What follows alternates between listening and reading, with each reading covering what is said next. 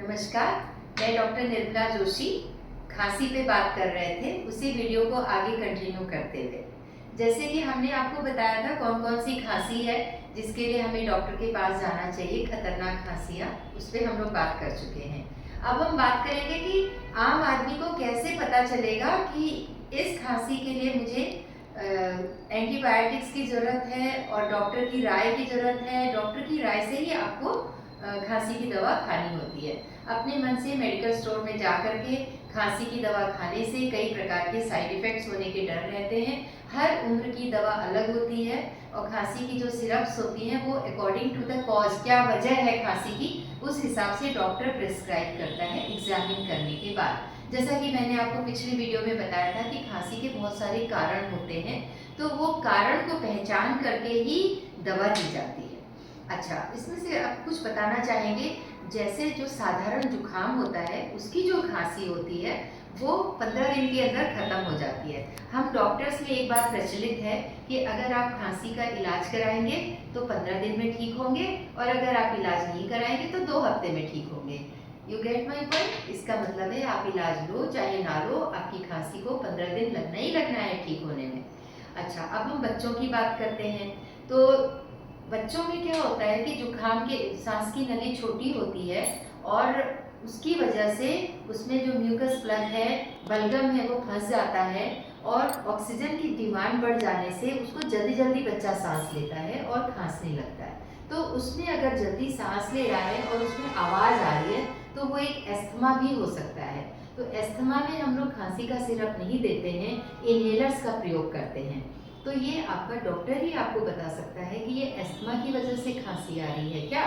और दूसरी खांसी जो साधारण खांसी आएगी वो तो अपने आप ही 15 दिन में ठीक हो जाएगी। इसके अलावा कई बार बच्चों में निमोनिया बहुत जल्दी हो जाता है क्योंकि हमारे वातावरण में ह्यूमिडिटी बहुत है, कई प्रकार के बैक्टीरिया हैं और बच्चों की इम्यूनिटी बहुत कम होती है।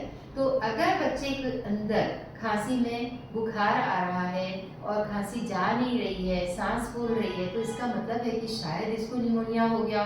तो यहाँ पर भी आपको डॉक्टर के पास जा कर के दिखाना है बच्चे को और उसका उचित इलाज करवाना है। यहाँ पर डॉक्टर एंटीबायोटिक्स वगैरह जो उचित है और उस मौसम और उस जगह के मुताबिक, हर जगह के अलग अलग बैक्टीरिया होते हैं, वो एंटीबायोटिक्स प्रिस्क्राइब की जाती हैं।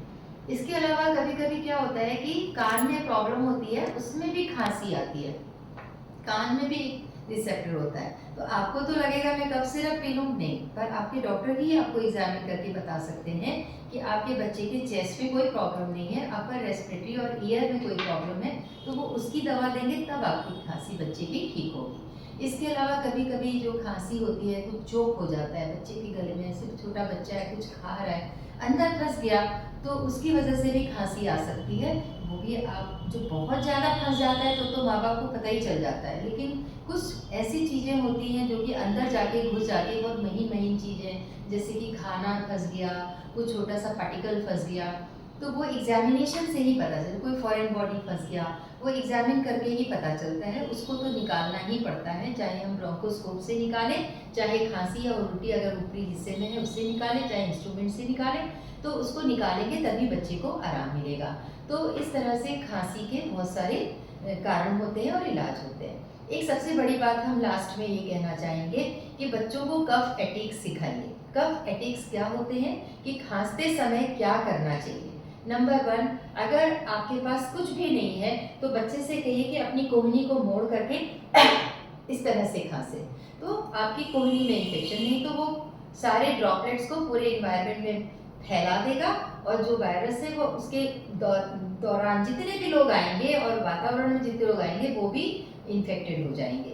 दूसरा, अगर आपके पास टिश्यू पेपर है तो आप उसको खांसी हाथ में मुंह में लगा के और टिश्यू पेपर को डस्टबिन में डाल दीजिए।